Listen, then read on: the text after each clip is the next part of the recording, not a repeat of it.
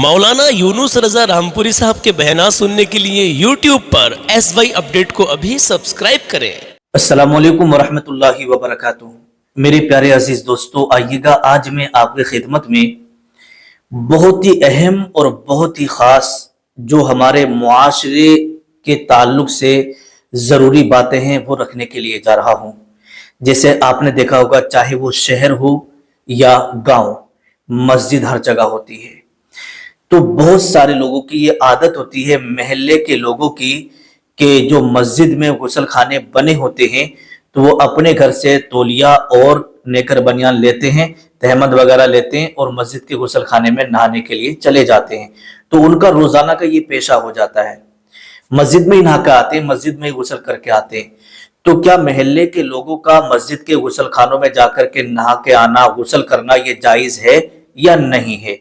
या मस्जिद के अंदर पेशाब घर बने होते हैं, मार्केट में लोग अपनी अपनी दुकानें चला रहे हैं, तो वो पेशाब पखाने के लिए जो है मस्जिद में जाते हैं, क्या उनका वो उसका यूज करना जायज है या नहीं है? और तीसरी चीज मैं आपको ये बताऊं कि मस्जिद के अंदर सर्दियों के मौसम में गर्म पानी होता है, गीजर वगैरह लगा होता है, तो महल्ले के लोग गर्म पानी भर भर के लेके जाते हैं। या मान लीजिएगा मस्जिद में समर से भी लगा हुआ है, हैंड पंप लगा हुआ है, तो महल्ले के लोग अपने बच्चों को या बुजुर्गों को भेज देते हैं कि भाई जाओ मस्जिद के सरकारी नल से पानी भर लाओ पीने के लिए, या मस्जिद के समर से भी चला के पानी भर के ले आओ। तो क्या वो पानी लेके आना घर में जायज है या नहीं है? और मस्जिद के आदाब क्या हैं? आज मैं ये सारी चीजें आपकी खिदमत में रखने के लिए जा रहा हूँ। सबसे पहले मैं आपकी खिदमत में मस्जिद के आदाब रख देता हूँ कि मस्जिद का अदब क्या होता है, और दूसरी बाद में फिर आपको ये बताऊंगा कि ये पानी लेके जाना, मस्जिद के गुसल खानों में नहाना या पेशाब करना, ये जायज है या नहीं है। आइएगा हम शुरू करते हैं। देखिएगा, तिरमिजी शरीफ की हदीस पाक है, अल्लाह के नबी सल्लल्लाहु ताला अलैहि वसल्लम ने इरशाद फरमाया, हजरत अबू हुरैरा रजी अल्लाह ताला अन्हु बयान करते हैं कि आकाए दो आलम सल्लल्लाहु ताला अलैहि वसल्लम ने इरशाद फरमाया, ए मेरे प्यारे सहाबा, कि जब तुम जन्नत के बागों से गुजरा करो तो कुछ खा पी लिया करो। क्या इरशाद फरमाया आका ने कि जब तुम जन्नत के बागों से गुजरा करो ना, तो वहां पर कुछ खा पी लिया करो। तो हजरत अबू हुरैरा अर्ज करते हैं, या रसूलल्लाह सल्लल्लाहु ताला अलैहि वसल्लम, जन्नत के बाग कहाँ हैं? कौन से हैं जन्नत के बाग? तो अल्लाह के नबी सल्लल्लाहु ताला अलैहि वसल्लम ने इरशाद फरमाया कि ये जितनी भी मस्जिदें हैं ना, ये जन्नत के बागों में से एक बाग है। क्या है? बाग। तो फिर हजरत अबू हुरैरा अर्ज करते हैं, या रसूल अल्लाह, ये चलो मस्जिद हैं, जन्नत के बाग हैं आका, लेकिन हम इसमें क्या खाया करें और क्या पिया करें? तो सरकार ने इरशाद फरमाया कि जब तुम जाया करो तो इसमें सुबहान अल्लाह, अल्हम्दुलिल्लाह, अल्लाहु अकबर इसमें बैठ करके पढ़ लिया करो, यही तुम्हारा खाना और पीना है। तो ये तिरमिजी शरीफ की हदीस पाक है कि खाने पीने से जो मुराद है, इस पर रसूलुल्लाह सल्लल्लाहु अलैहि वसल्लम ने फरमाया, सुब्हानल्लाहि वल्हम्दुलिल्लाहि वला इलाहा इल्लल्लाहु वल्लाहु अकबर पढ़ लिया करो। ये मस्जिद के ताल्लुक से आका ने इरशाद फरमाया। और दूसरी जगह अल्लाह के नबी सल्लल्लाहु अलैहि वसल्लम ने इरशाद फरमाया, मुस्लिम शरीफ की हदीस पाक है कि जब तुम मस्जिद में दाखिल हो तो दाखिल होने से पहले ये दुआ पढ़ लिया करो और अपना सीधा पैर मस्जिद में दाखिल किया करो, सीधा पैर पहले रखा किया हो। अब क्या पढ़ने को कहा अल्लाह के रसूल सल्लल्लाहु अलैहि वसल्लम ने कि ये दुआ पढ़ना है, अल्लाहुम्मा फ़्तह ली अबवाबा रहमतिका। इस दुआ को पढ़ना है, जिसका मतलब होता है, ए अल्लाह मेरे लिए अपनी रहमत के दरवाजे खोल दे, ए अल्लाह मेरे लिए अपनी रहमत के दरवाजे खोल दे।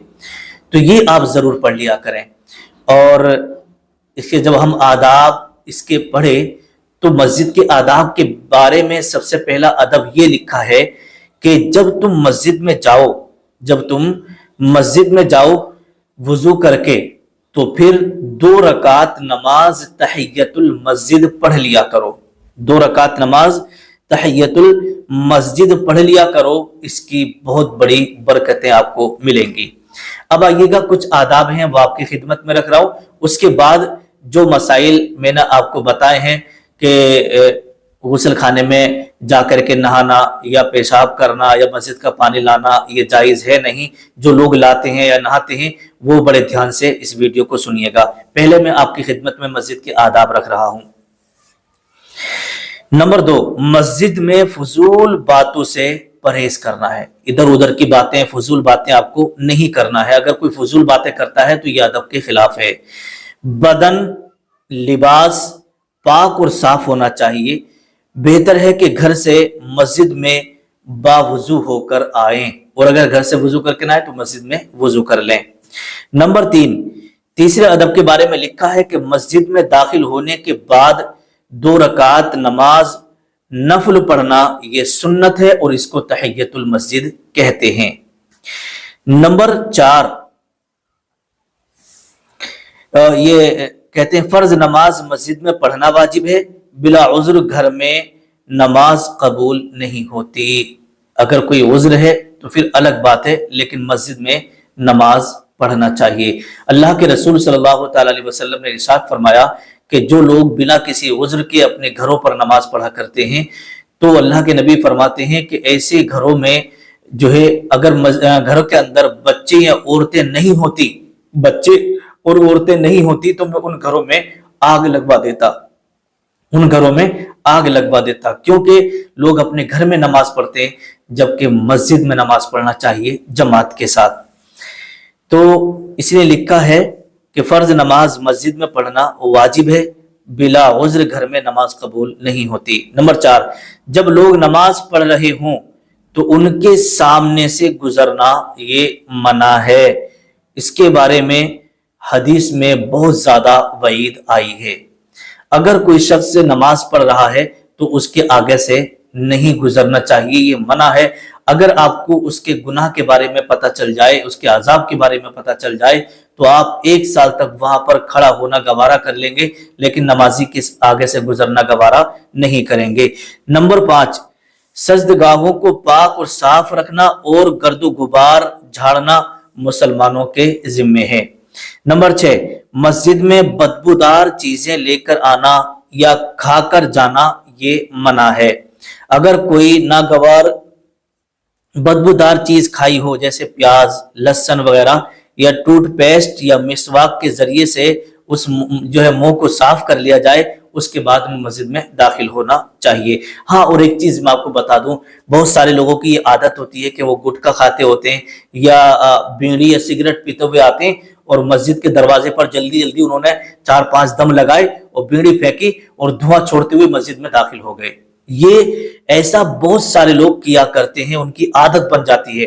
جب وہ گھر سے چلتے بیڑی پیتے ہوئے آتے ہیں اور جلدی جلدی جب بیڑی ختم نہیں ہوتی ہے تو جلدی جلدی مسجد کے دروازے پر کھڑے ہو گئے، 3-4 دم مارے اور بیڑی پھینکی باہر اور اندر ایسے دھواں چھوڑتے ہوئے مسجد میں داخل ہو گئے، تو یہ بھی منع ہے، یہ بھی سخت منع ہے، کیونکہ بدبودار دھواں ہوتا ہے۔ ٹھیک ہے، اور آگے لکھا ہے کہ مسجد آپ جائیں تو خوشبو لگا کر جانا چاہیے، اور اگر آپ نے کچا پیاز یا لہسن وغیرہ کھایا ہے تو ٹوتھ پیسٹ سے مسواک کر کے اس کے بعد پھر مسجد میں جانا چاہیے۔ مسجد میں خرید و فروخت کرنا جائز نہیں ہے، جیسے کوئی سامان وغیرہ کسی سے کوئی دوسرا شخص وہاں بیٹھا ہوا ہے کہ یار اپنی وہ چیز مجھے دے دو بھائی، وہ مجھے سامان بیچ دو، اور آپ ادھر سے باتیں کر رہے ہیں سامان کے لینے بیچنے کی، تو یہ سب باتیں کرنا مسجد میں منع ہے۔ نمبر 8، مسجد میں تھوکنا یا ناک کا فضلہ پھینکنا بھی منع ہے۔ نمبر 9، مسجد میں دیر سے آنے والوں کو اگلی صف میں جانے کے لیے لوگوں کے کندھے پھلانگ کر جانا منع ہے، کیونکہ اس سے پہلے آنے والے لوگوں کو تکلیف ہوتی ہے۔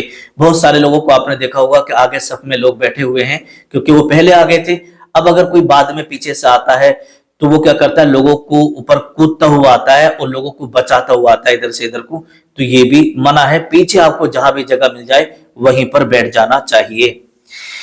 مسجد نمبر 10، جب دوسرے لوگ نماز پڑھ رہے ہوں تو بلند آواز سے ذکر کرنا اور حتیٰ کہ تلاوت قرآن مجید بھی منع ہے، کیونکہ اس سے دوسروں کی عبادت میں خلل پڑتا ہے۔ جیسے مان لیجیے گا کوئی نماز کھڑا ہوا پڑھ رہا ہے اور آپ جو ہے نماز پڑھ کے قرآن شریف پڑھنے بیٹھ گئے، تو آپ قرآن شریف دھیرے دھیرے پڑھیے گا، اتنی آواز سے پڑھیے گا کہ آپ کے کانوں تک آواز آ جائے، اور زور سے آپ تلاوت نہ کریں۔ اگر آپ زور سے تلاوت کریں گے تو وہ جو شخص کھڑا ہوا نماز پڑھ رہا ہے نا تو اس کی نماز خراب ہونے کا اندیشہ ہے، اس کی نماز میں جو ہے خلل واقع ہونے کا اندیشہ ہے۔ تو اس لیے آپ آہستہ اور دھیرے تلاوت کریں۔